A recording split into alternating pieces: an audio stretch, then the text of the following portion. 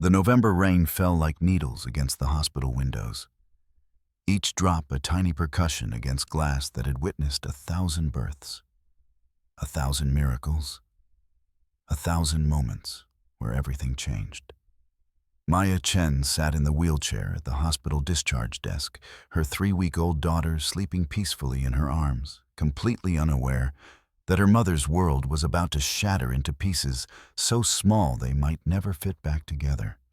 Her husband stood 6 feet away, his back to her, phone pressed to his ear, speaking in the low, controlled voice she'd learned to fear over the past 8 months. The voice that meant he'd already made a decision and was simply going through the motions of pretending she had a say. "Yes, the papers are ready," he said, his expensive Italian loafers clicking against the linoleum as he paced. "She'll sign today. I'm certain of it."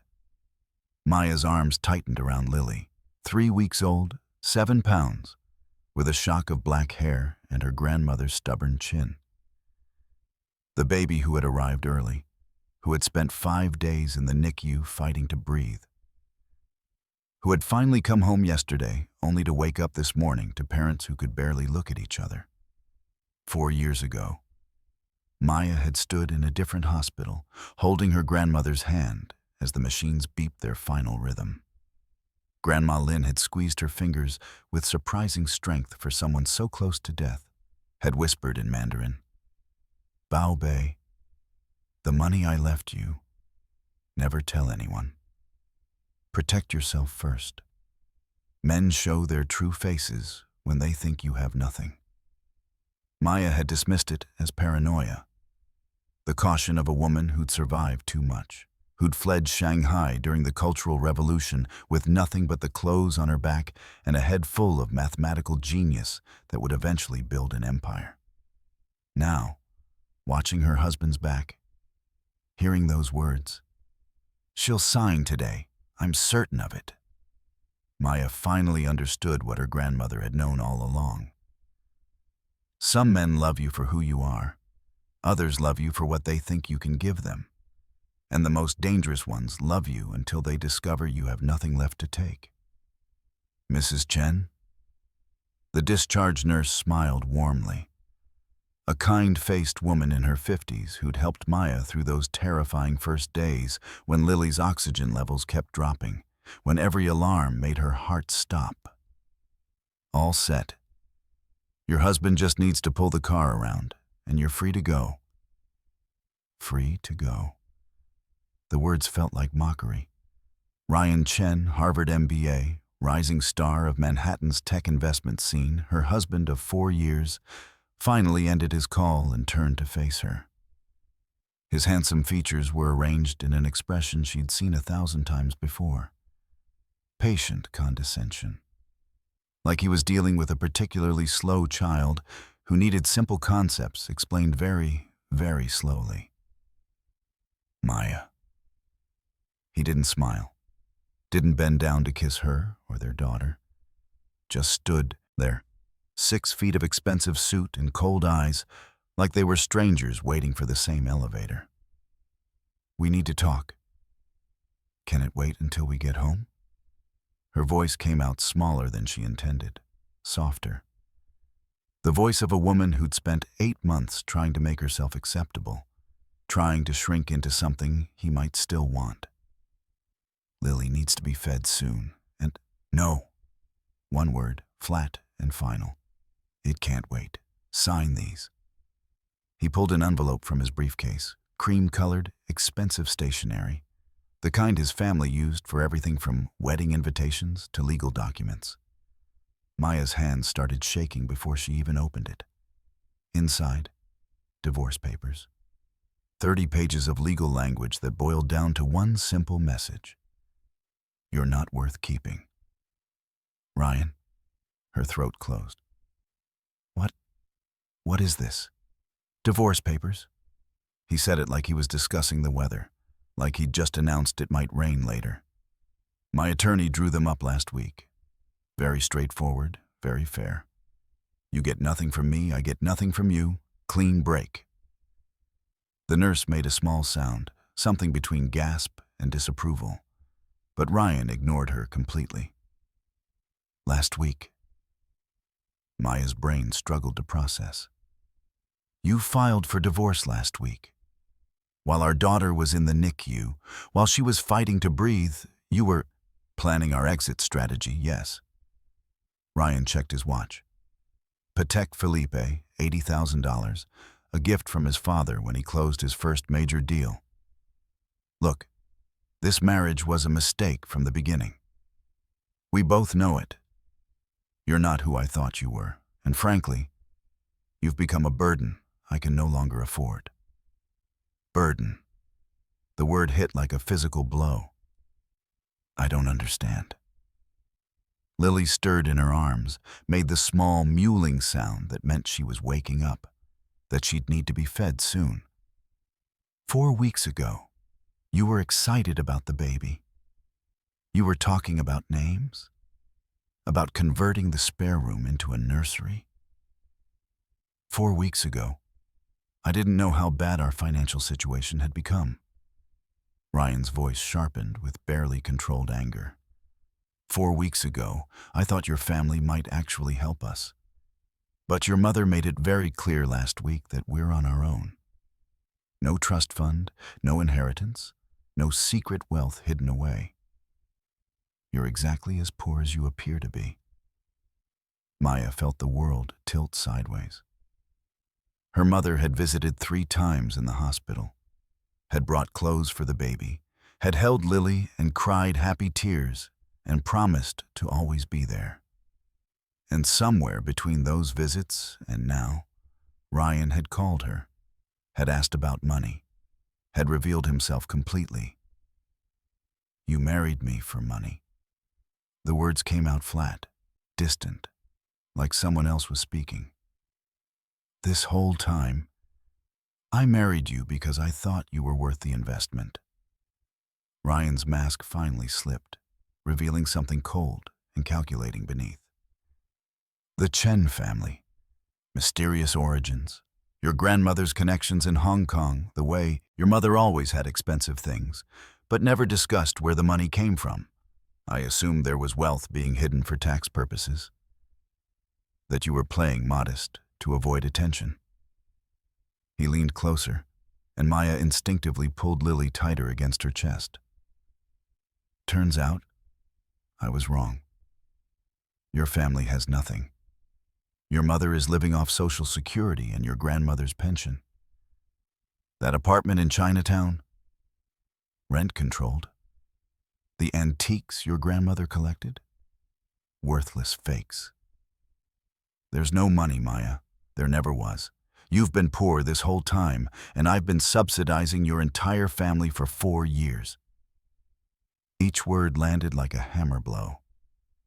But your business, Maya's mind raced, trying to make sense of this. Ryan, your company is worth $200 million.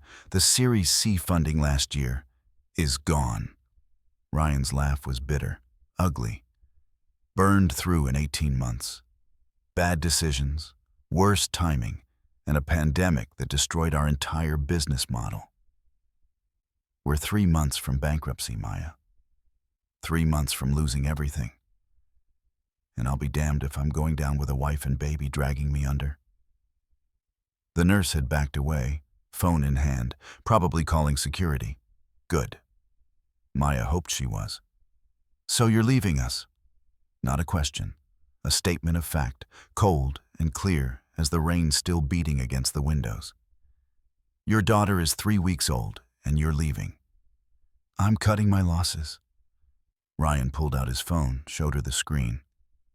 Their joint account, $47.82. I drained our account this morning. Everything that wasn't legally protected. That $50,000 we had saved? My money.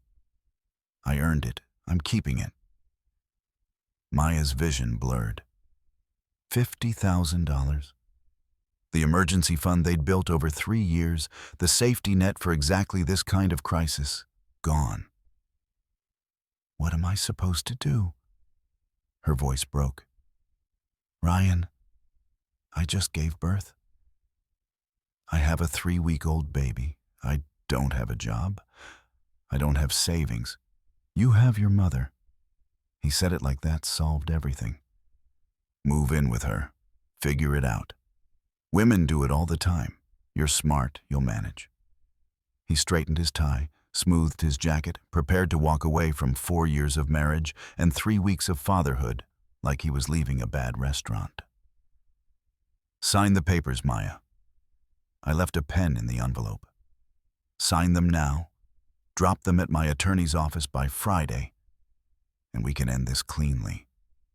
Refuse, and I'll make the divorce as expensive and humiliating as possible. I'll drag you through court. I'll make sure everyone knows you trapped me with a pregnancy.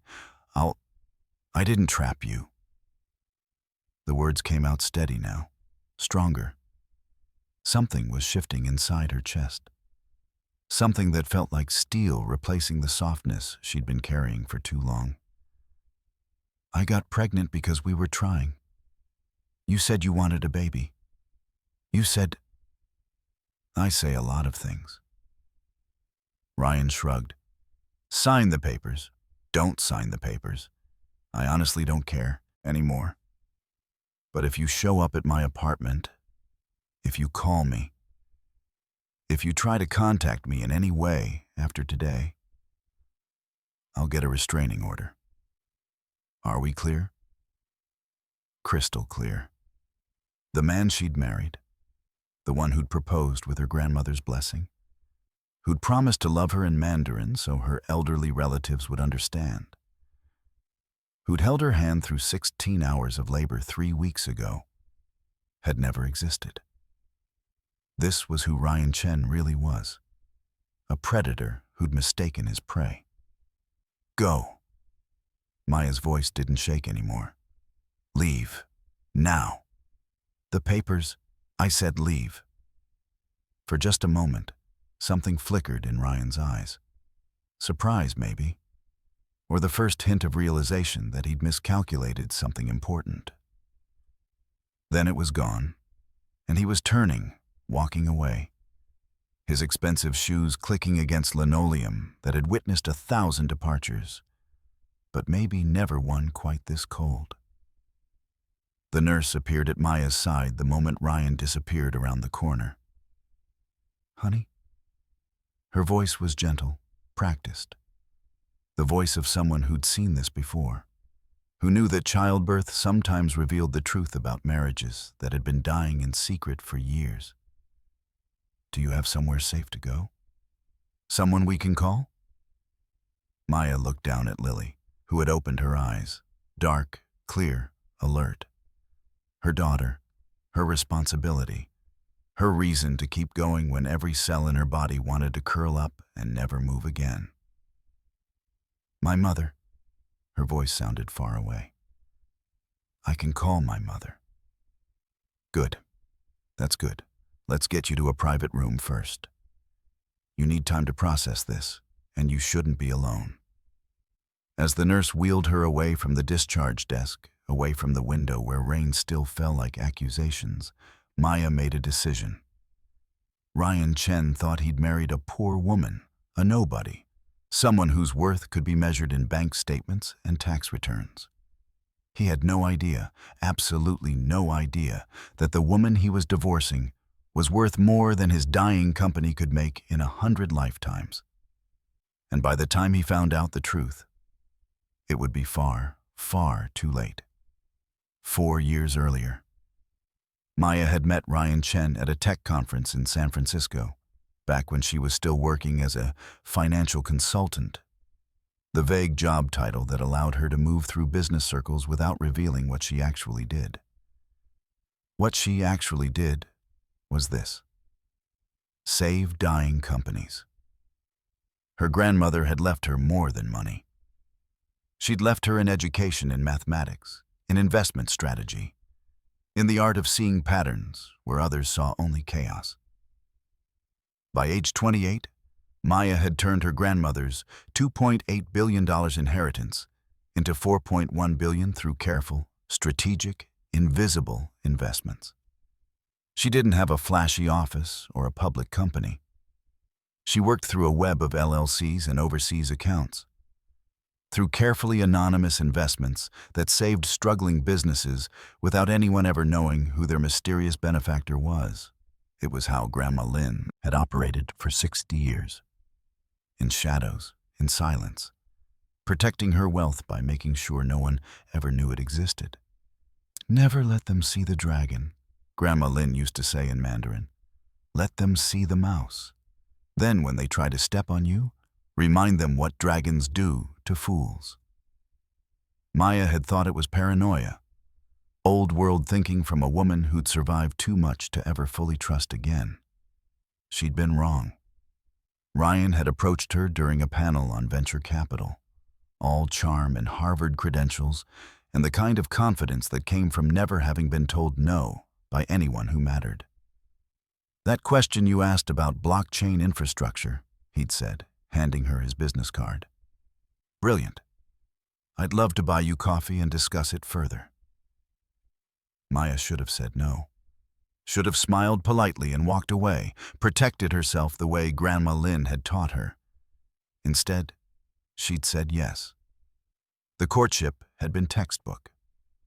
Expensive dinners that Ryan insisted on paying for, weekend trips to Martha's Vineyard, thoughtful gifts that showed he'd been paying attention to their conversations. He'd met her mother, had bowed respectfully, had complimented her cooking in Mandarin that was bad, but sincere. He's handsome, her mother had said carefully, after Ryan left that first dinner. Very American, very confident. But Maya, my darling, does he know? Know what?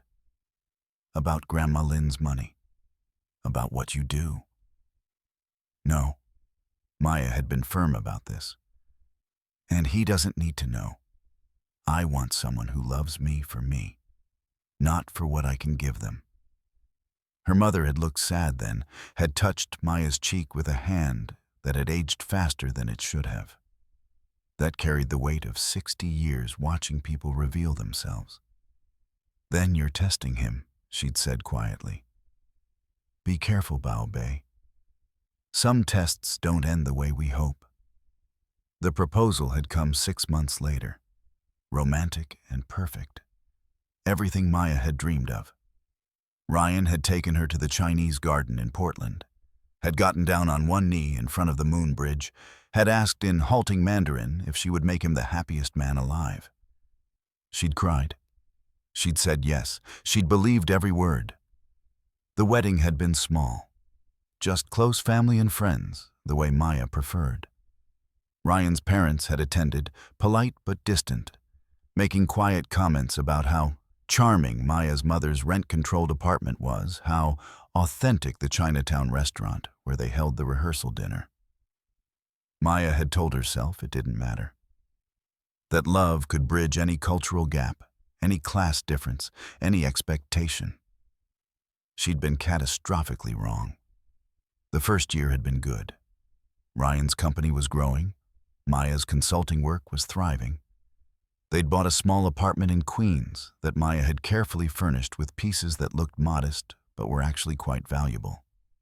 Antiques she'd inherited from her grandmother, artwork she'd quietly purchased through anonymous dealers. Ryan never asked about her work, never questioned how she could afford her half of the rent on a consultant's salary, never wondered why she sometimes disappeared for days at a time to meet with clients. She thought it meant he respected her independence. It actually meant he wasn't paying attention. The second year, things began to shift. Ryan's company hit some turbulence. A competitor launched a better product. Some key clients pulled their contracts. He started coming home stressed, irritable, drinking more expensive scotch, while muttering about cash flow and burn rate. We're fine, he'd say when Maya asked if everything was okay. Just a rough quarter, nothing I can't handle. What he didn't know, Maya had been watching his company for months. She'd seen the problems coming, had analyzed their financials through careful research that left no digital fingerprints.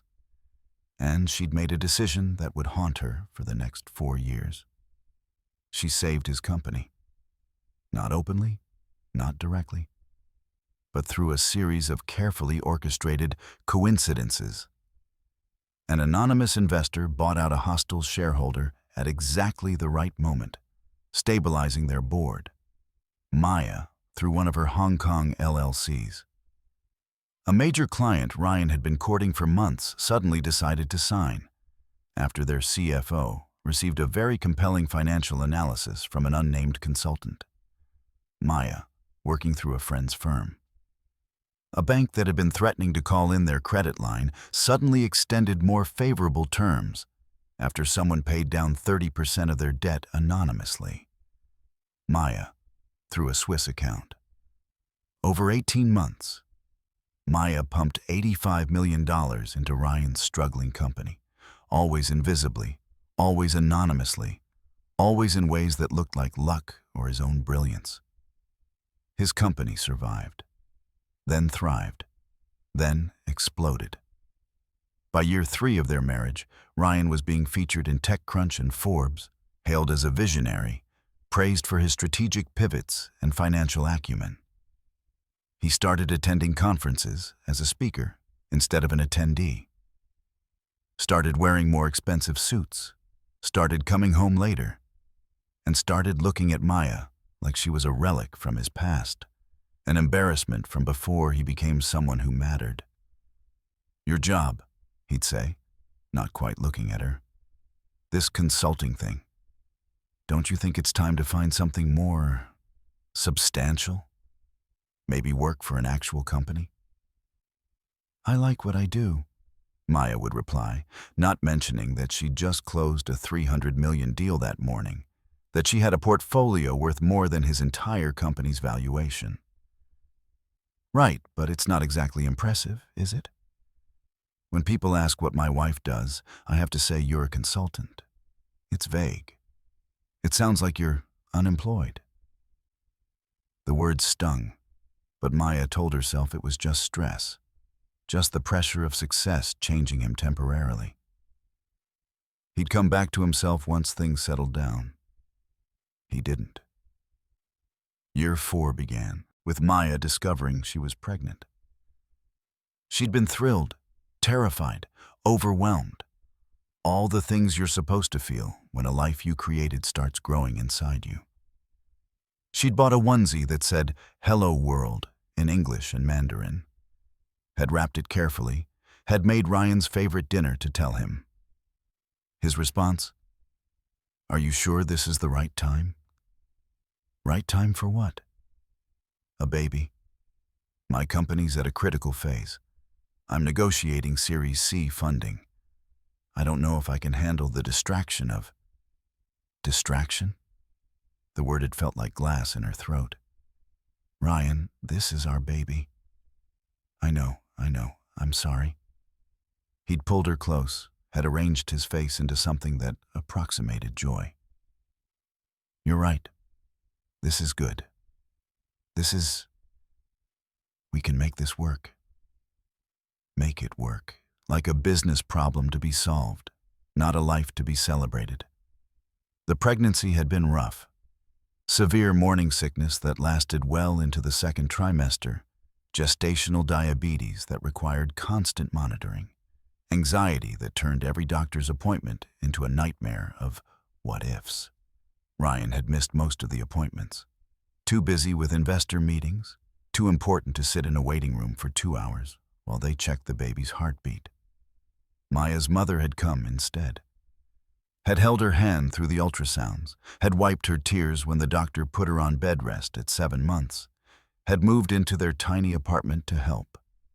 Even though it meant Ryan would come home to find her cooking Chinese food he didn't eat and speaking a language he refused to learn.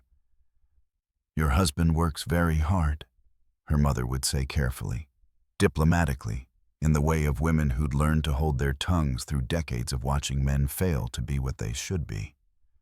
"He does," Maya would agree, because what else could she say?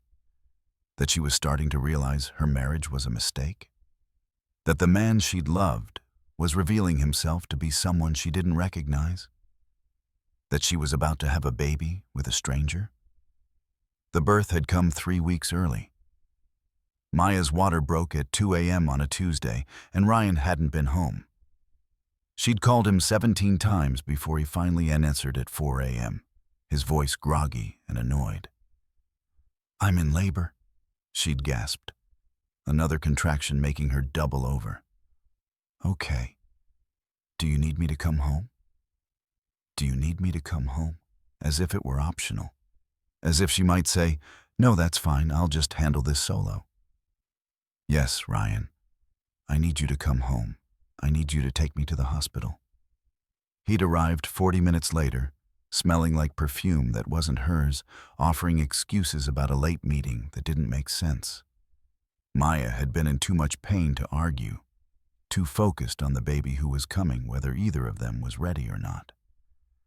Lily had been born small, 5 pounds, 6 ounces, and struggling to breathe.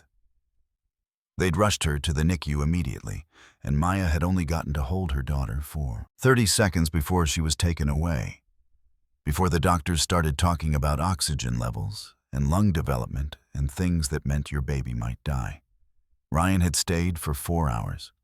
Then, he'd gotten a call from his CFO, an emergency can't be avoided, and left.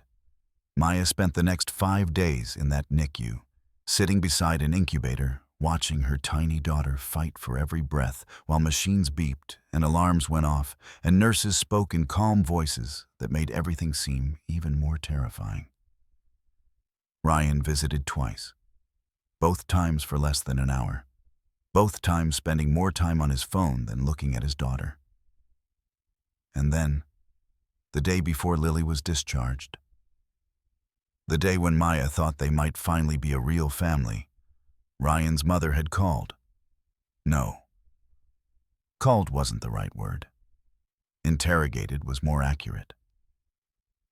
"Maya, dear," Claire Chen's voice had been sugar over steel. "I wanted to discuss some financial matters regarding Lily's future. Your mother mentioned you have no trust fund, no inheritance from your grandmother. Is that correct?" Maya had frozen. What did my mother say, exactly?" "That you have no money of your own.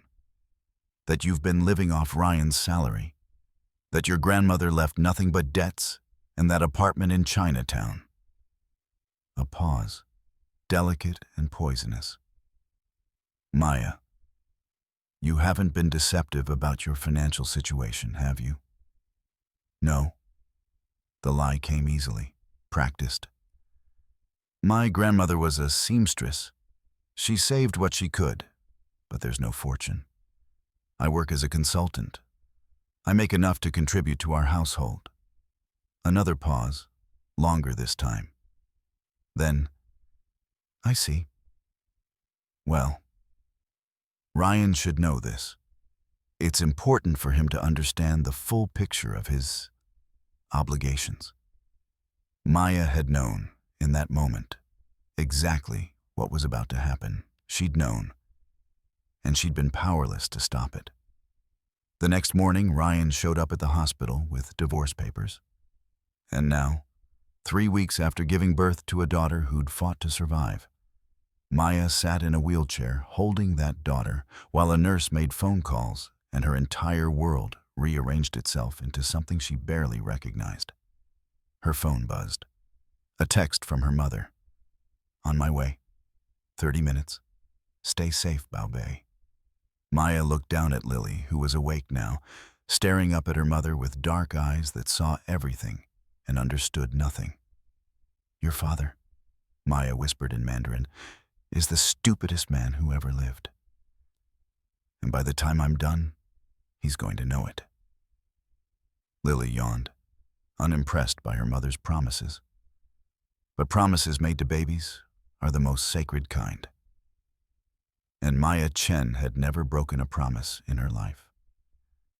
Maya's mother arrived at the hospital in a taxi she couldn't afford, carrying bags of clothes and food and the kind of fierce maternal protectiveness that made 60-year-old Chinese women more terrifying than any army.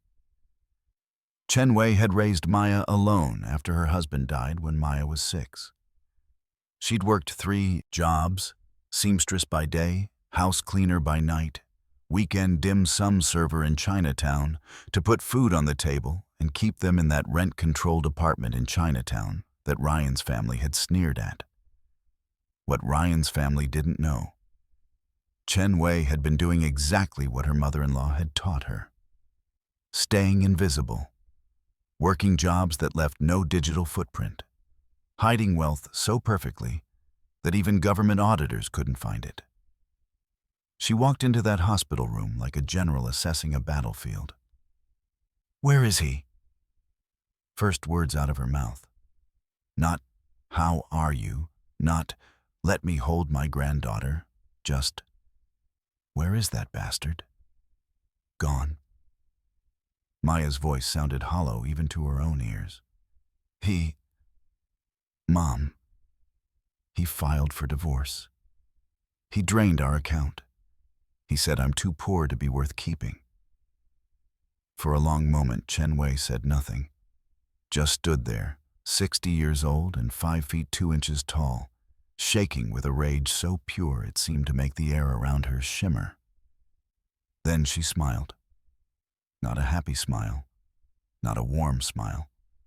The kind of smile that made Maya remember her grandmother's favorite saying, "The dragon sleeps so the fools feel brave. Then the dragon wakes, and the fools learn what fire means." "Good," her mother said calmly, setting down her bags and reaching for Lily.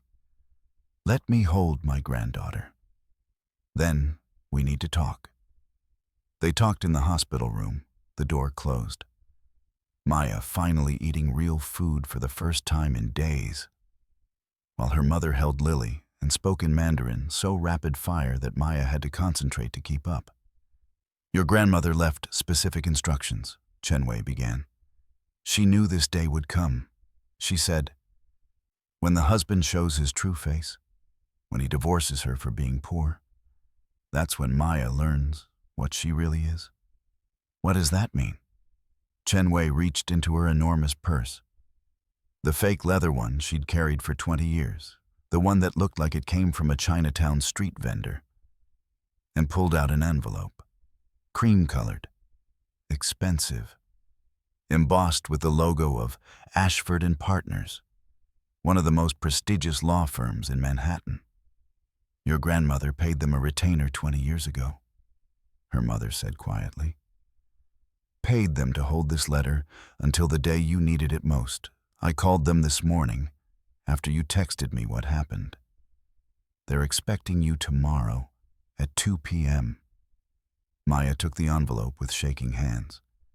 Her name was written across the front in her grandmother's distinctive handwriting, the strokes precise and beautiful, Chinese calligraphy mixed with English letters in a way that was uniquely Grandma Lin's.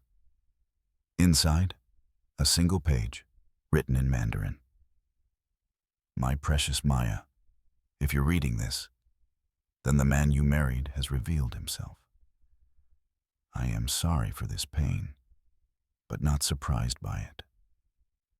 Men like him always show their true faces eventually. You have been careful with my legacy. You have used my money wisely, helped many people, asked for nothing in return. You have been humble and invisible and good. Now it's time to stop being invisible. In the safe deposit box at Chen Family Bank, box 4418, key with your mother, you will find documents, deeds, investment portfolios, evidence of every penny you've earned, every company you've saved, every life you've changed, and you will find evidence of something else. Your husband's company, the one he thinks he built with his brilliance and hard work, the one you actually saved with 85 million of our money, funneled through accounts he'll never be able to trace until you want him to. You own 34% of his company, Maya. Anonymous shares purchased through 7 different LLCs across 4 countries. He's been sending you quarterly reports without realizing it. He's been thanking his mysterious angel investor in every board meeting. That angel investor is his wife, the wife he just abandoned for being too poor.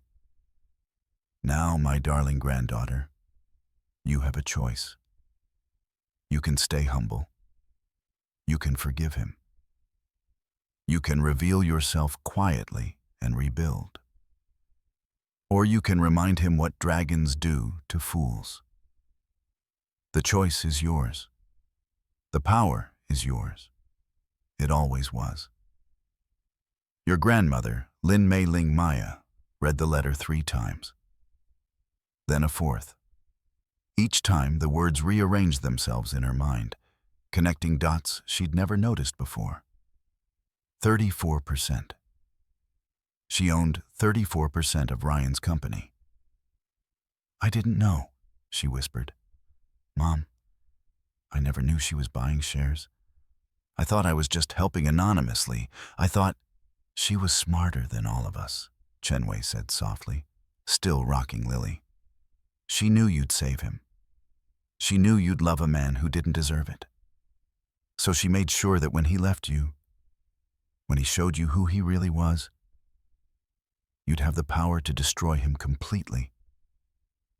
"I don't want to destroy him." Maya's voice cracked. "I just want him to what? Apologize? Take you back? Love you the way you deserve?" Maya said nothing, because the answer was yes. Even though she knew how pathetic that was, even though Ryan had made it crystal clear he never would. Her mother's expression softened. "Oh, Bao Bei. I know. I know you still love him. Or you love the man you thought he was. But that man never existed. The one who's real? The one who left you in a hospital room with divorce papers and a newborn baby? That man deserves exactly what's coming to him." "What's coming to him?" Chen smiled again. That dragon smile. That grandmother smile. That smile that said some lessons can only be learned the hard way. And this fool is about to get an education. "Justice," she said simply, in the form of the woman he underestimated. They went to Chen Family Bank the next morning. It was a small institution in Flushing, Queens. The kind of place that served the Chinese community with private rooms and employees who spoke 5 dialects and never, ever asked questions about money that appeared from offshore accounts. Maya sat in a small, climate-controlled room while a bank employee brought her box 4418. Her mother held Lily outside, giving Maya privacy for this moment. The key turned smoothly. The box opened. Inside, 40 years of carefully compiled documentation that told a story Maya had never fully understood. Her grandmother hadn't just saved money, she'd built an empire. It started in 1978 when Lin Mei Ling arrived in San Francisco with $200 cash and a mathematics PhD that no American university would recognize. She'd worked in restaurants, in garment factories, in nail salons. The immigrant story everyone thought they knew. What they didn't know, she'd been analyzing stock patterns every night after work, making micro-investments in companies she'd identified through pure mathematical genius. Doubling her money, then doubling it again, then again. By 1990, she had $2 million. By 2000, $50 million. By 2010, $500 million. By the time she died in 2015, she'd quietly accumulated $2.8 billion through a web of investments so complex and so perfectly hidden that even the IRS had never found them all. She'd left it all to Maya. With one instruction: stay invisible. Use the money wisely. Never let them see the dragon until it's time to breathe fire. Maya had followed those instructions perfectly. For 7 years, she'd moved through the financial world like a ghost, saving companies, helping entrepreneurs, making investments that had grown her grandmother's $2.8 billion into $4.1 billion. And she'd done it all while living in a tiny apartment in Queens, working as a consultant, letting her husband think she was poor. because that's what Grandma Lynn had taught her. The moment they know you have money, they stop seeing you. They only see what they can take.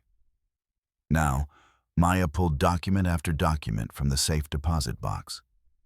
Investment portfolio summary: $4.1 billion across 247 different holdings.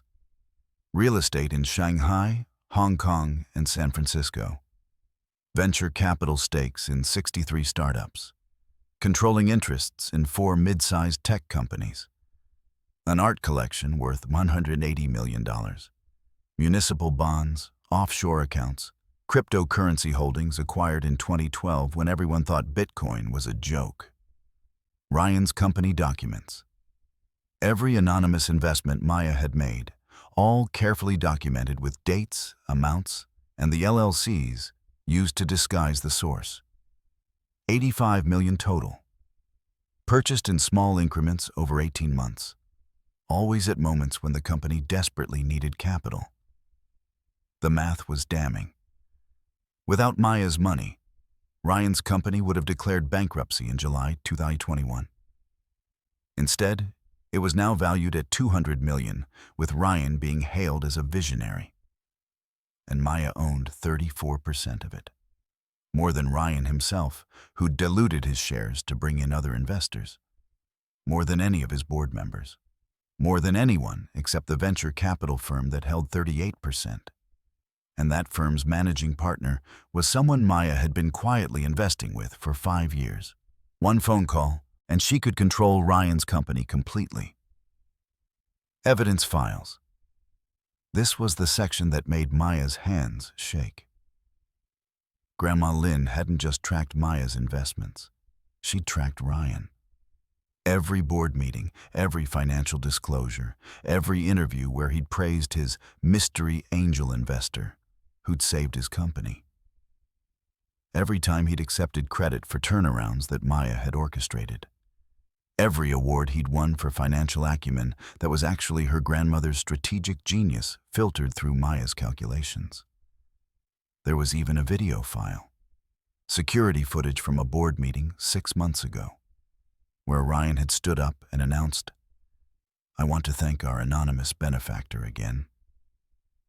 Whoever you are, wherever you are, you believed in this company when no one else did. I owe you everything." Maya watched it 3 times.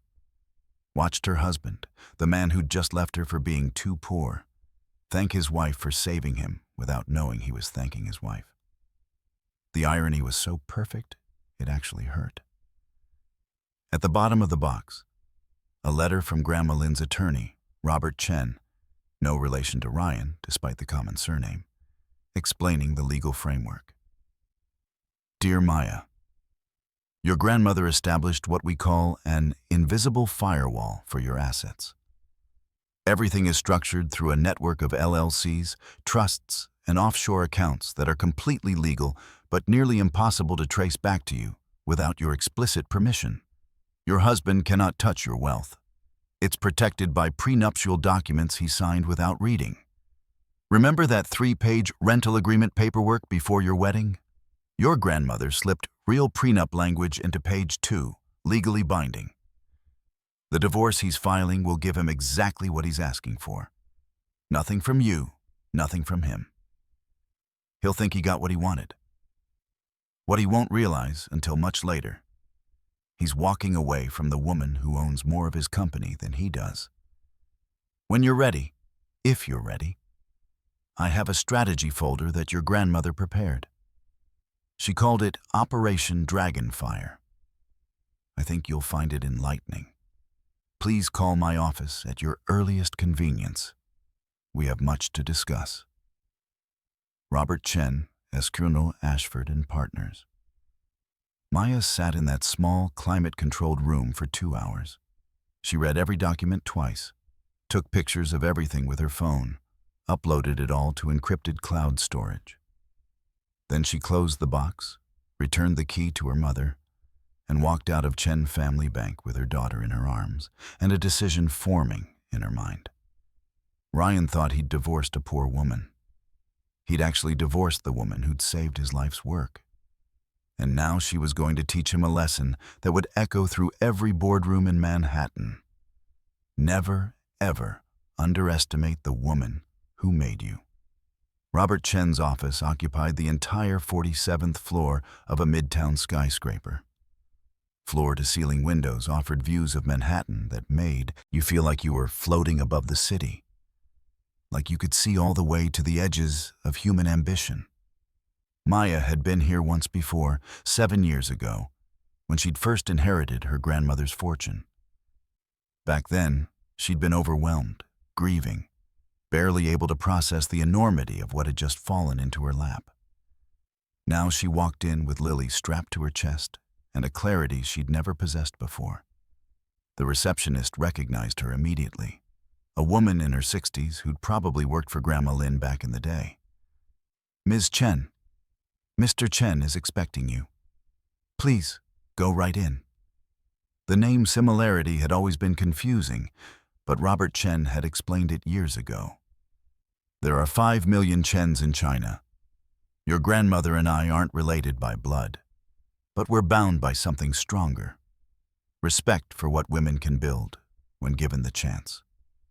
He was waiting in his office, silver-haired and sharp-eyed, looking every bit the Harvard law professor he'd been before Grandma Lynn had lured him into private practice 40 years ago. "Maya." He stood immediately, came around his massive mahogany desk to bow respectfully, first to her, then to the baby. "And this must be Lily. Your grandmother would have been so proud." "Would she?" Maya's voice came out harder than intended. "Because right now I feel like I've failed every lesson she tried to teach me.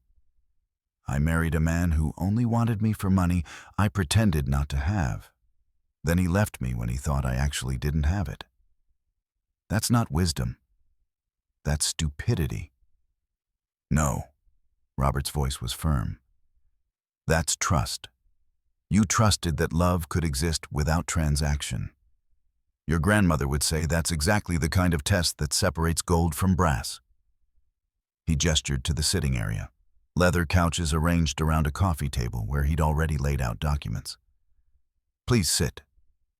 We have much to discuss." Over the next 3 hours, Robert walked Maya through everything.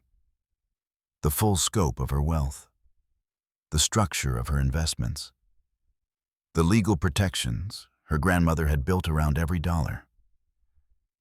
"You're worth $4.1 billion, he said, as casually as someone might mention the weather. "That makes you the 847th richest person in the world. Though no one knows it because you've been brilliant about staying invisible." "My grandmother was brilliant about it," Maya corrected. "I've just been following her instructions." "Then let's continue following them." Robert opened a folder labeled Operation Dragonfire. "Your grandmother left very specific instructions for this exact scenario. She knew, Maya, that you'd fall in love with someone who'd eventually betray you. She said it was inevitable, given your nature. Too kind, too trusting, too willing to see the best in people. That doesn't sound like a compliment. It's not meant as an insult either. It's simply fact." Robert slid a document across the table. "This is what she prepared, a systematic plan to reveal the truth to your husband in the most devastating way possible." Maya picked up the document. Read the first page, then the second. Her eyes widened. "This is comprehensive." "Your grandmother spent 3 years developing this plan. Every detail, every reveal, every moment calculated for maximum impact." Robert's expression was neutral, but Maya could hear the admiration in his voice. "She called it teaching the fool what fire means." The plan was surgical. Phase 1, weeks 1-2, disappear. Sign the divorce papers exactly as requested. Give Ryan everything he thinks he wants. Become completely invisible. No contact, no social media, no trace. Let him think he won. Phase 2, weeks 3 to 4. Strategic emergence. Begin attending business events under Maya's real identity. Maya Lin, venture capital investor and heir to the Lin family enterprises. Build a public presence in circles Ryan navigates. Let whispers start spreading about mysterious billionaire investor. Phase 3. Weeks 5 to 8. Systematic revelations. Start dropping carefully placed details. The company board meetings Maya will now attend as the mysterious angel investor. The properties Ryan didn't know his ex-wife owned. The charitable donations from Maya Lin that dwarf anything Ryan's family ever gave. Maya read through the entire plan twice. It was brilliant, vicious, perfectly constructed to destroy Ryan's reputation while being completely legal and factually accurate. "I don't know if I can do this," she whispered. It's cruel. It's revenge." "It's justice," Robert corrected gently. "And it's not about revenge, Maya. It's about correction. Your husband stole credit for your work. He abandoned you at your most vulnerable. He called you worthless to your face. Now the world needs to know what he actually is, a man who built his fortune on his wife's money, while calling her too poor to love." "But Lily," Maya looked down at her sleeping daughter. "If I do this, everyone will know. Everyone will talk about her father, about our divorce, everyone will know that her mother is a genius investor who saved her father's company and then chose to walk away when he proved himself unworthy," Robert interrupted. "Which would you rather she learn? That her mother suffered in silence? Or that her mother demanded accountability?" The question hung in the air like smoke. Maya thought about Grandma Lin, about a woman who'd fled Shanghai during the Cultural Revolution, who'd rebuilt her life from nothing, who'd spent 60 years being underestimated so she could build an empire in peace. She thought about her mother, about 3 jobs and a rented apartment and fierce pride that never broke, not once, not even when Ryan's family sneered at their quaint Chinatown lifestyle. She thought about Lily, about the woman her daughter would become, about the lessons she'd learned from watching her mother's choices.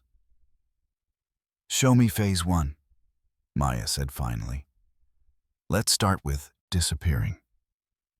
Robert smiled, the same smile Grandma Lin used to give when Maya finally figured out a complex math problem. "Your grandmother said you'd say yes. She had everything prepared." He pulled out another folder. Inside, a lease for a penthouse apartment on Central Park West, fully furnished under the name Maya Lin. Keys to a Mercedes-Benz S-Class parked in the building's garage. Credit cards linked to accounts that had no limits. Contact information for a nanny service, a personal stylist, a fitness trainer who specialized in postpartum recovery. And most importantly, divorce papers, already signed, ready to be filed. Clean, simple, exactly what Ryan wanted. He'd walk away thinking he'd escaped a burden. He'd eventually discover he'd divorced an empire. "There's one more thing," Robert said quietly. He pulled out a final document, this one sealed with red wax that bore Grandma Lin's personal stamp. "She said to give you this only if you decided to proceed. Only if you chose fire over forgiveness." Maya broke the seal. Inside, a handwritten note in Grandma Lin's precise calligraphy. "My precious granddaughter, if you're reading this, you've chosen strength over comfort. Good. Remember, this is not about hurting him. This is about teaching the world that women who build empires in secret are more dangerous than men who build them in public. He will lose everything. Not because you're cruel, but because he built everything on foundations that were never his. When you remove those foundations, gravity does the rest. Go forward. Be brilliant. Show them all what dragons do when they finally wake up. Your grandmother, who loved you enough to prepare for your worst day, Maya carefully folded the note, placed it back in the envelope, and looked at Robert with eyes that had stopped crying. How long do I have before his investor presentation? 9 weeks, Robert replied. Enough time to transform completely. Enough time to build a presence he can't ignore. Enough time to make sure that when you walk into that boardroom, no one, especially not Ryan, will ever be able to pretend you don't exist. Then let's begin, Maya said. And in her arms, Lily stirred and opened her eyes, dark and clear, and already learning what fire means. Maya signed the divorce papers on a Wednesday afternoon in Robert Chen's office, with Lily sleeping against her chest and her mother sitting beside her, holding her hand. The signature felt like breaking glass, like shattering something that had already been broken, but pretending hadn't been. He'll receive them tomorrow, Robert said, carefully collecting the documents. And by Friday, legally, you'll be free. I don't feel free. Maya's voice was hollow. I feel like I'm being erased. That's because you're disappearing, her mother said quietly. The mouse disappears so the dragon can emerge. Your grandmother did this 3 times in her life. Each time, she came back stronger. The penthouse on Central Park West was waiting. 47th floor, 3 bedrooms, floor-to-ceiling windows overlooking the park, the kind of apartment that cost $15 million and whispered old money in every carefully chosen detail. Maya stood in the living room that first night, Lily in her arms, and felt like an imposter. The apartment was beautiful, all cream walls and dark wood floors, furniture that cost more than most people's cars, art on the walls that she recognized from Sotheby's catalogs. This is too much, she whispered to her mother, who was unpacking in one of the guest rooms. It's too visible, too real. Chen appeared in the doorway, her expression knowing. You've been playing poor for 4 years, Bao Bei. Time to remember who you actually are. Who am I? Her mother crossed the room, took Lily gently from Maya's arms, looked her daughter directly in the eyes. You're Lin Mei Ling's granddaughter. You're a woman with $4.1 billion who helped 63 companies survive, who saved hundreds of jobs, who made strategic investments that changed entire industries. You're brilliant, powerful, and kind. And for 4 years, you pretended to be small so a mediocre man could feel big. The words landed like bullets. Now, her mother continued, you're going to stop pretending. You're going to transform. Not for him. Never for him. For you. And for this little girl. So she grows up knowing that her mother never, ever apologized for being extraordinary. Maya looked around the penthouse, at the life her grandmother had built, the life that was waiting for her if she was brave enough to claim it. Where do I start? Chen smiled. The same way your grandmother always did. One strategic decision at a time. Robert Chen arrived Monday morning with a woman Maya had never met. Dr. Catherine Zhang, 53 years old, elegant in a way that suggested meditation and Pilates, and the kind of self-discipline that built empires. Maya, this is your transformation strategist, Robert introduced them. Catherine has worked with 3 former First Ladies, 2 Fortune 500 CEOs, and your grandmother during her final reinvention in 2008. Reinvention? Maya hadn't known about this. She was 74, Catherine said, her voice warm but precise. She'd been invisible for 40 years, and she decided it was time to be seen. I helped her craft a public persona that got her invited to White House state dinners while still protecting most of her wealth from public scrutiny. Catherine set down a leather portfolio on the coffee table. Your grandmother left very specific instructions for your transformation. She knew it would need to be systematic, strategic, and most importantly, authentic. We're not creating a fake persona. We're revealing the real you. This isn't about revenge, Catherine emphasized. This is about reclamation. You've been in hiding for 4 years. Now you're stepping into the light as yourself. Maya Lin, investor, philanthropist, and one of the most powerful women in New York. Won't people question where I came from? Maya asked. Ryan's friends, his business partners, they'll wonder why they never heard of me before. Let them wonder, Catherine smiled. Mystery is power. And when the details come out, when they discover you've been operating invisibly for 7 years, that you saved Ryan's company, that you're the angel investor everyone's been trying to identify, the shock will be even more devastating. Robert added, Your grandmother was very clear about the timing. Phase 2 starts in 1 week. Your first public appearance at the Metropolitan Museum Gala. Ryan will be there. He won't recognize you at first. You'll look too different, too expensive, too important to be his dumpy ex-wife. I was never dumpy, Maya said quietly, but even she didn't believe it. She'd spent pregnancy wearing Ryan's old college sweatshirts, had stopped styling her hair or wearing makeup, had made herself invisible in 100 small ways because he'd made it clear that her appearance embarrassed him. No, Catherine agreed. But you let yourself disappear. Now we're bringing you back. Maria Cortez arrived at 6 a.m. every Monday, Wednesday, and Friday. Former Olympic gymnast, built like controlled power, with the kind of encouraging intensity that made you want to cry and work harder simultaneously. Your body just created life, she said that first morning as Maya struggled through modified planks in the penthouse's home gym.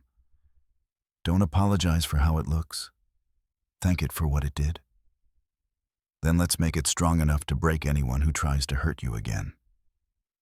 The workouts were brutal. Maya's postpartum body ached in places she'd forgotten existed, but there was something cathartic about the physical pain. It drowned out the emotional pain, gave her something concrete to fight against.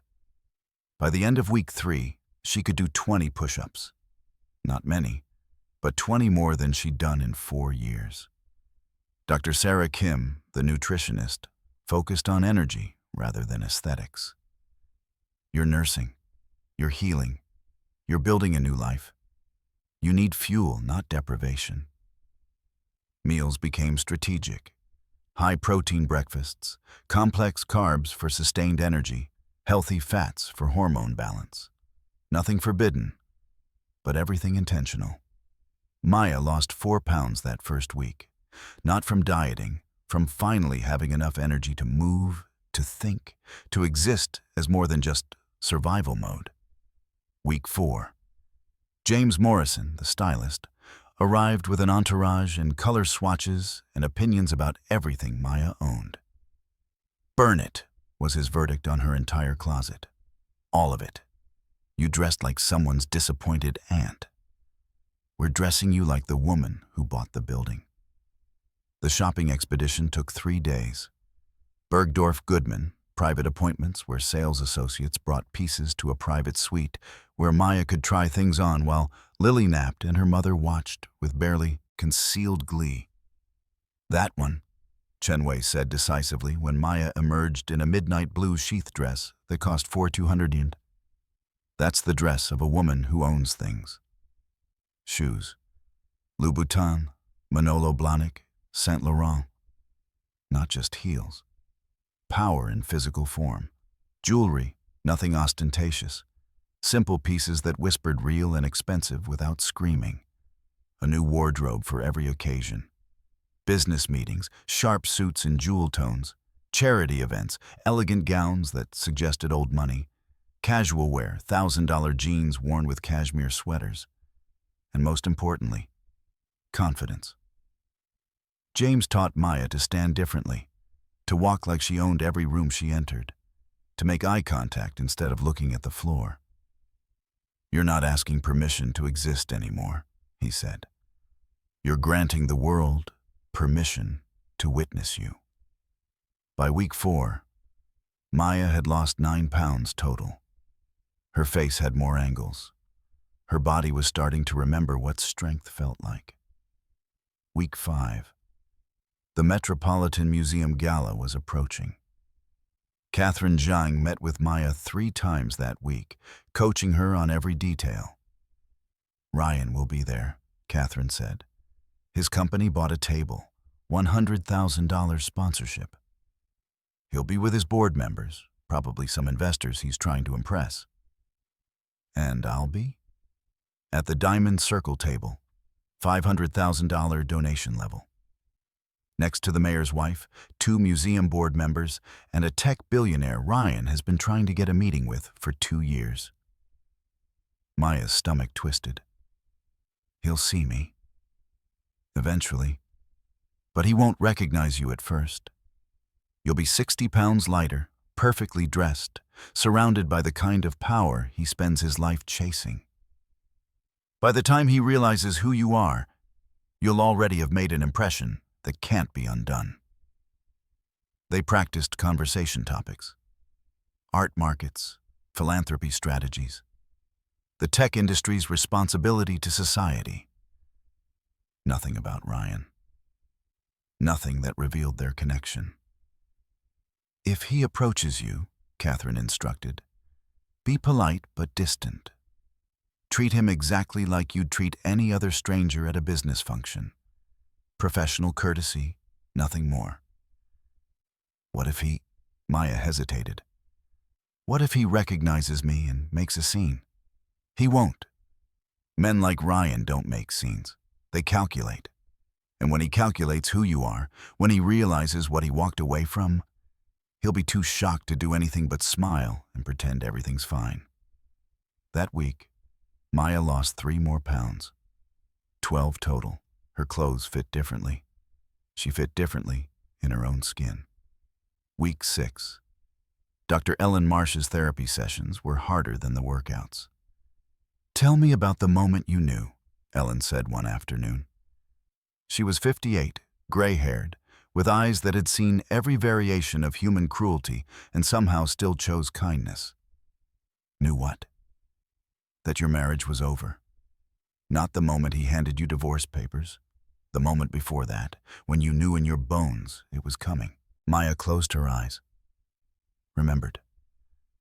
3 weeks before Lily was born. I found a receipt in his jacket pocket.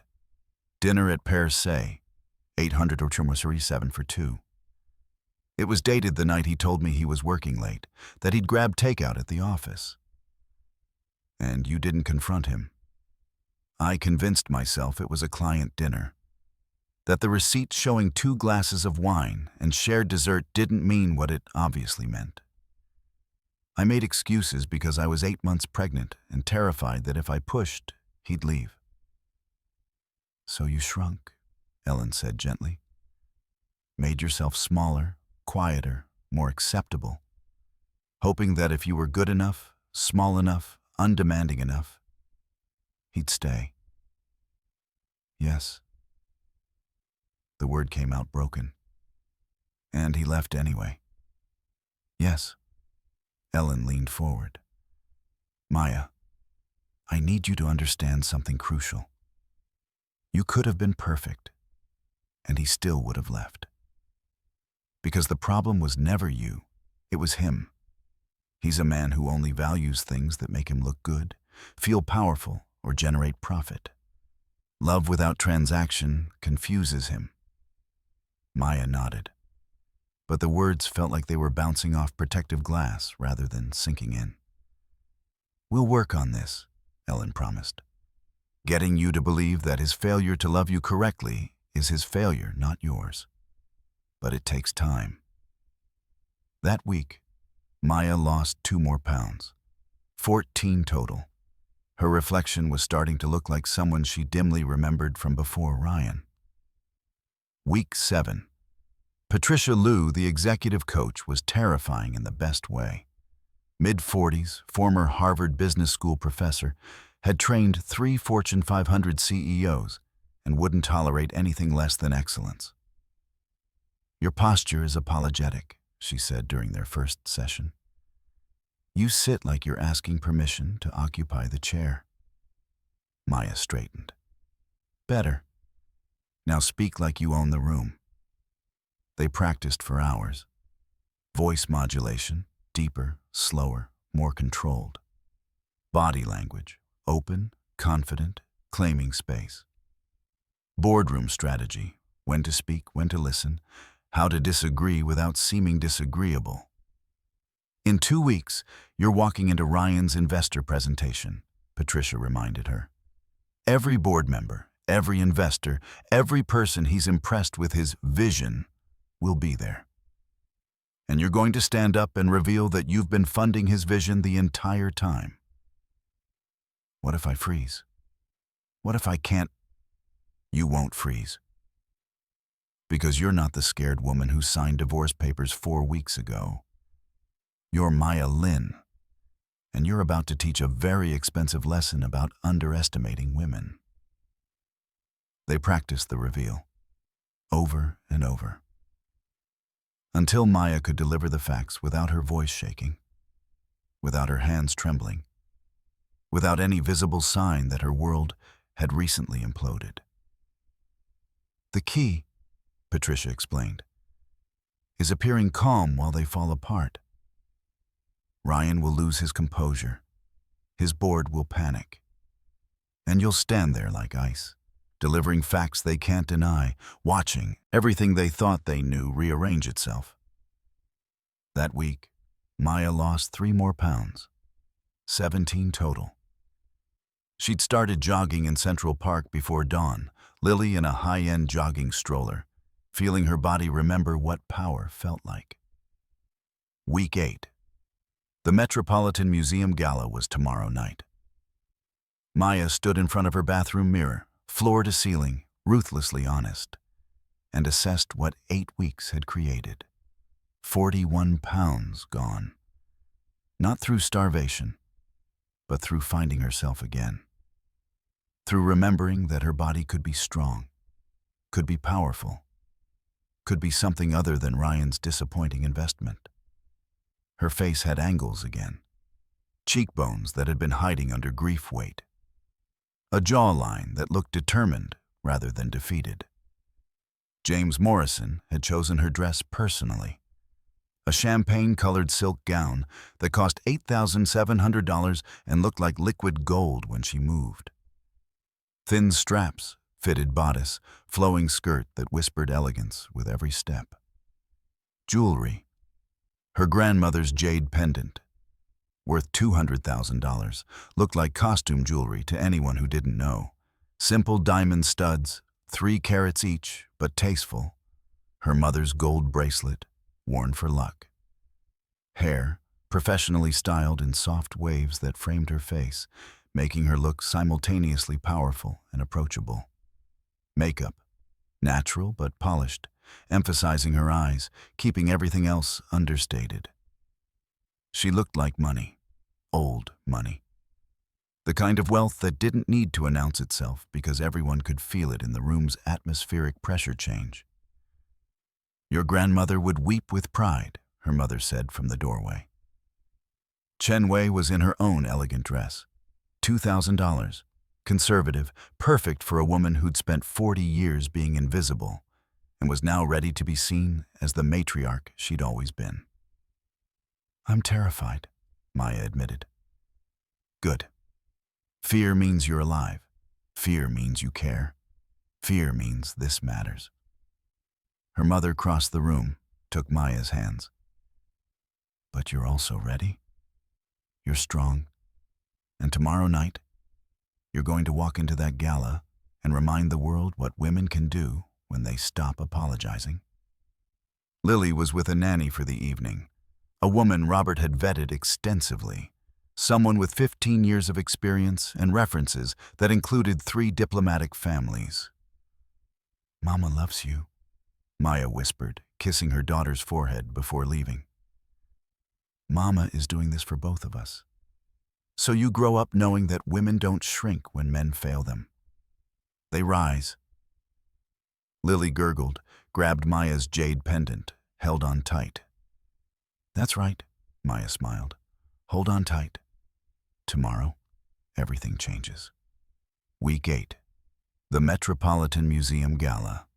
The black Mercedes pulled up to the Met at exactly 7:15 p.m. Strategic timing, not the first arrivals, too eager, not fashionably late, trying too hard, but perfectly positioned to make an entrance when the room was full enough to notice, but not so crowded that she'd be just another face. Catherine Zhang had planned every detail with military precision. Maya stepped out of the car, and for just a moment, muscle memory made her want to hunch her shoulders, make herself smaller, apologize for existing. Then she remembered. "I own 34% of my ex-husband's company. I'm worth $4.1 billion. I have no reason to apologize to anyone." She stood tall, let the cameras flash, walked up those iconic steps like she owned them. Inside the Great Hall, the gala was in full swing. 500 of Manhattan's most powerful people, all dressed in their finest, all trying to see and be seen, all playing the same eternal game of status and connection. Maya checked in at the Diamond Circle table. The mayor's wife, Elena Rodriguez, 62, sharp-eyed and sharper-tongued, greeted her warmly. "Ms. Lin, we're so pleased to have you joining us this evening. I heard about your recent donation to the Women's Shelter Network. $500,000 is extraordinarily generous." "Women supporting women," Maya said simply. It seemed appropriate given recent life changes. "Ah." Elena's expression shifted to understanding. "I heard you recently divorced. I'm so sorry." "Don't be. Some marriages end because they failed. Mine ended because I finally stopped failing myself." Elena smiled, genuine and warm. "I think we're going to be friends." The table filled quickly. 2 museum board members, both older, both wealthy, both immediately interested in Maya's background. A tech billionaire named Marcus Wei, 43, built a semiconductor company worth $3 billion. And his wife Sarah, an art dealer Maya had actually worked with anonymously 3 years ago. "This is fascinating," Marcus said when they were introduced. "Maya Lin. Why does that name sound familiar?" "I keep a low profile," Maya replied, carefully neutral. "I prefer my work to speak louder than my name." "What work is that?" "Venture capital. Strategic investments in companies that need capital and vision to survive difficult transitions." Marcus's eyes sharpened. "You're an angel investor." "I've been called that, yes."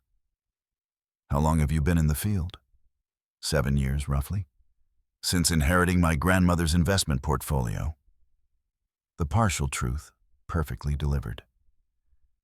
They were deep in conversation about semiconductor supply chains when Maya felt it. The atmospheric shift that happens when someone walks into a room and changes the energy. Ryan. He was across the Great Hall, perfectly dressed in a tuxedo that probably cost $5,000, surrounded by his board members. 5 men in their 50s and 60s, all smiling the practiced smiles of people whose wealth makes them feel invincible. Maya didn't look directly at him, just tracked him in her peripheral vision, the way you track a predator when you're trying not to show fear. He hadn't seen her yet. Was too busy laughing at something his CFO said. Too absorbed in his own importance to notice the woman he'd divorced sitting 30 feet away. "Are you all right?" Elena asked quietly. "You just tensed." "Fine." Maya forced herself to relax, Just recognize someone I'd rather not engage with this evening. Ex-husband? How did you woman's intuition. Plus, you're looking at a man across the room like you're deciding whether to ignore him or destroy him. Elena sipped her champagne. For what it's worth, destruction is more satisfying. But timing is everything. Maya laughed despite herself. You're giving me permission to be vindictive? I'm giving you permission to be honest. There's a difference. Dinner was served. 7 courses of artistic food that was almost too beautiful to eat. Maya barely tasted any of it. She was too aware of Ryan's table, too conscious of the fact that any moment he might glance over and recognize her. But he didn't. Was too busy performing for his investors, too absorbed in being impressive to pay attention to anyone outside his immediate circle. Between courses, people mingled. The mayor's wife introduced Maya to various power players, a federal judge, 3 CEOs, a Pulitzer-winning journalist.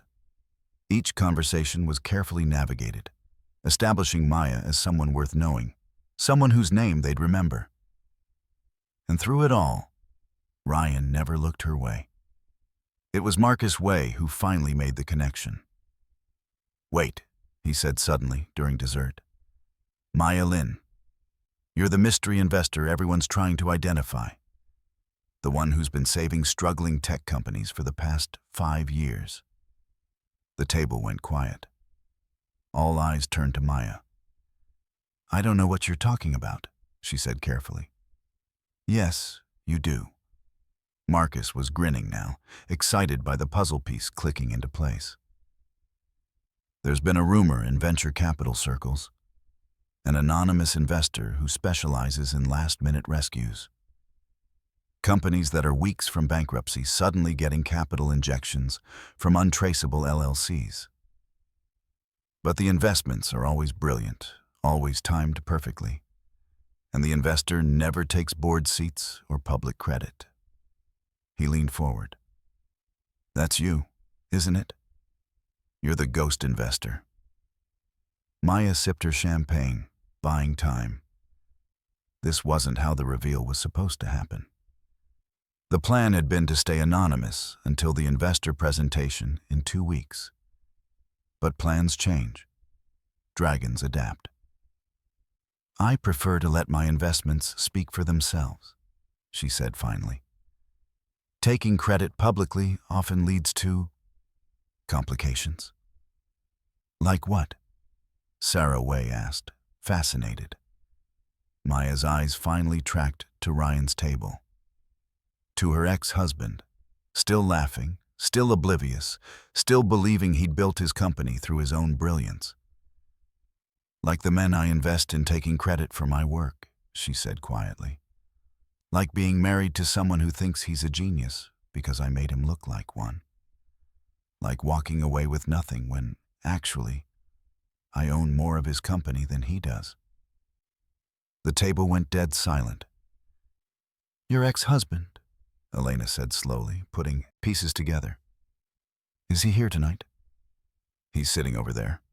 Maya nodded toward Ryan's table. "Third man from the left, Ryan Chen. His company is doing their Series D investor presentation in 2 weeks. He's expected to close $50 million in funding based on his remarkable turnaround success."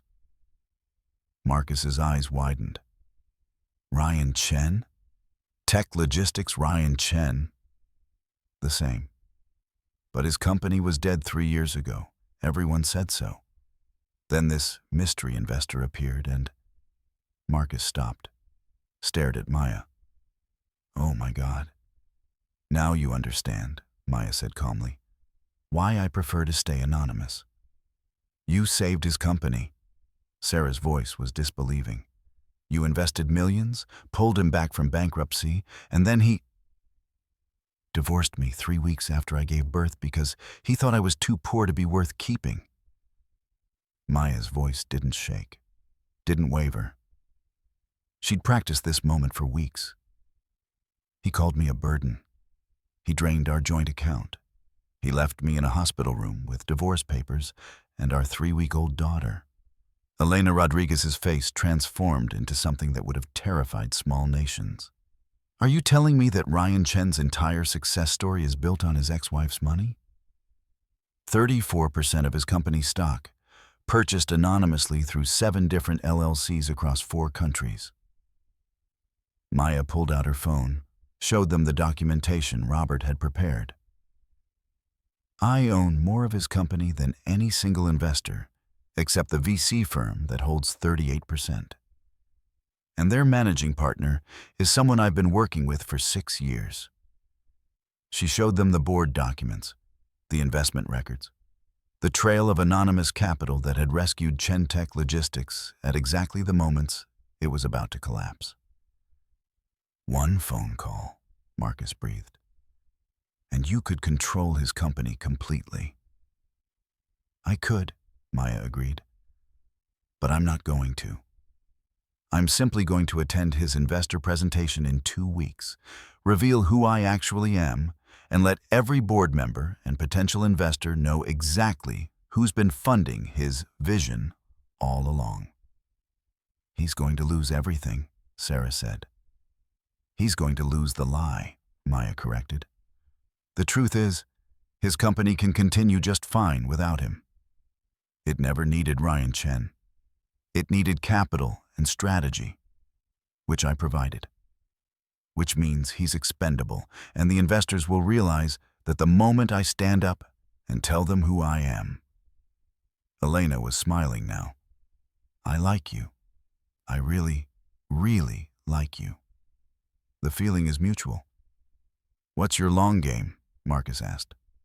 After you expose him, after his reputation implodes, what do you actually want? Maya thought about that. About revenge versus justice.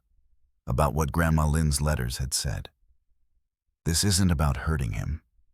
It's about teaching the world that women who build empires in secret are more dangerous than men who build them in public.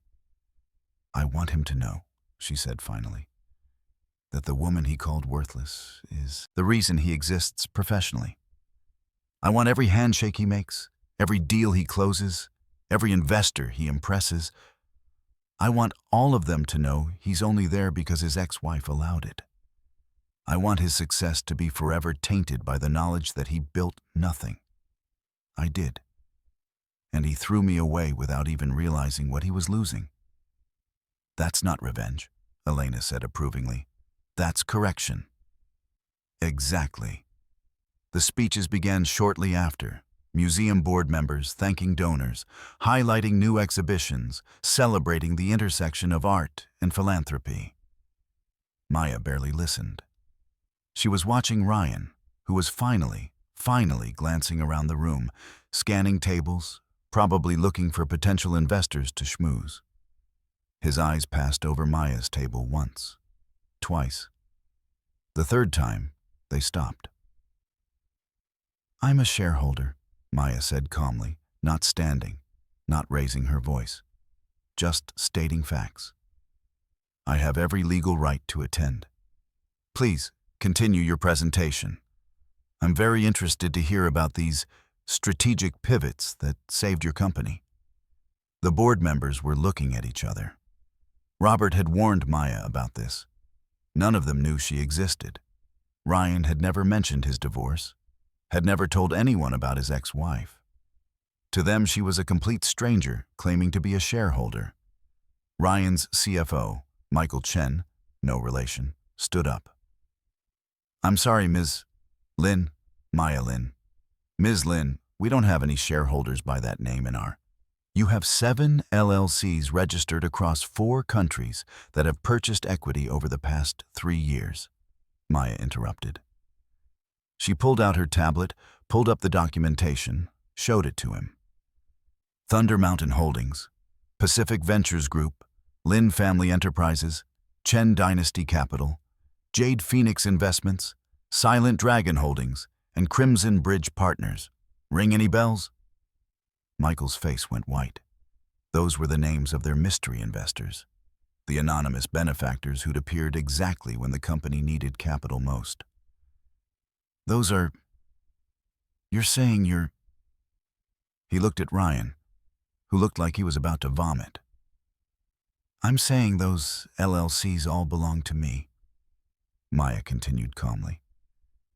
I'm saying I've invested $85 million in Chen Tech Logistics over the past 3 years. I'm saying I currently own 34.2% of this company, which makes me the largest individual shareholder. She paused. Let that sink in. Which means, Ryan, you work for me. You just didn't know it. The room exploded into chaos. Investors shouting questions, board members demanding explanations, Ryan standing frozen at the podium like a man watching his execution unfold in slow motion. Maya waited for the noise to die down. Then she stood up. If I may, she said, her voice cutting through the chaos with practiced ease. I'd like to take a few moments to clarify some things about this company's remarkable turnaround story. Since I lived through it. Since I paid for it. Since I'm the reason any of you are sitting here today. Maya, don't do this. Ryan's voice was pleading now. Please, we can discuss this privately. No. The word was ice.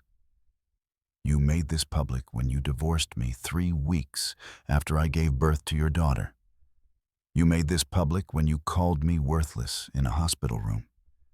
You made this public when you drained our joint account and walked away thinking you'd escaped a burden.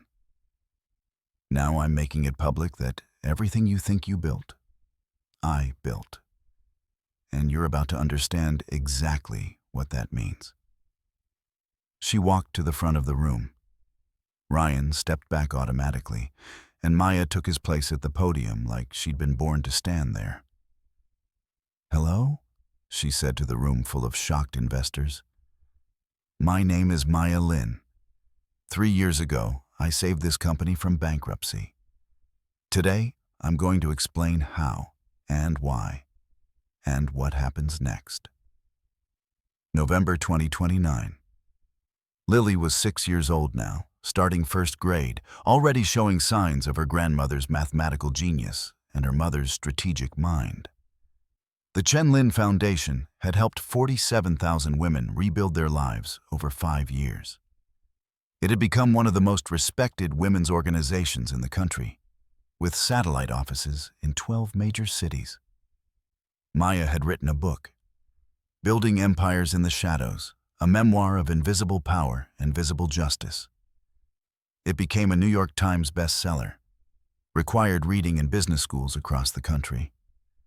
Ryan was still in Portland, still rebuilding his life quietly, far from the wreckage of who he'd been.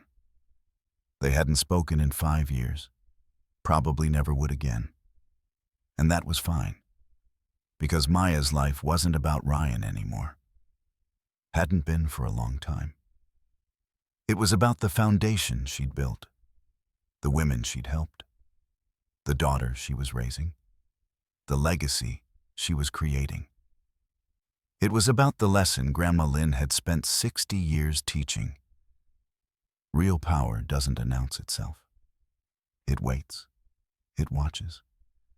And when the moment comes, it reminds the world what dragons do to fools who think themselves brave. On Lily's 6th birthday, Maya gave her daughter a gift. Grandma Lin's jade pendant, the one Maya had worn throughout her transformation. The one that had survived wars and oceans and generations. This belonged to your great-grandmother, Maya explained, fastening it around Lily's neck. She was the strongest woman I ever knew. She built an empire nobody saw. She protected our family for 60 years. And she taught me that sometimes the most powerful thing you can do is let people underestimate you. Why? Lily asked, her face serious, already thinking through the logic. Because when people underestimate you, they drop their guard. They stop watching. They make mistakes. Maya smiled. And that's when you remind them what you're really made of. What am I made of, Mama? Maya pulled her daughter close, held her tight. You're made of math and music and dragonfire. You're made of women who survived wars and built empires and refused to break. You're made of love that doesn't need credit and strength that doesn't need permission. She kissed Lily's forehead. You're made of everything that matters. Don't ever let anyone convince you otherwise. Lily nodded solemnly, touched the jade pendant, smiled. I won't, Mama. I'm a dragon. Dragons don't forget who they are. No, Maya agreed, looking out the window at Central Park stretching into the distance, at the city where she'd been broken and rebuilt, at the life she'd created from ruins. No, they don't.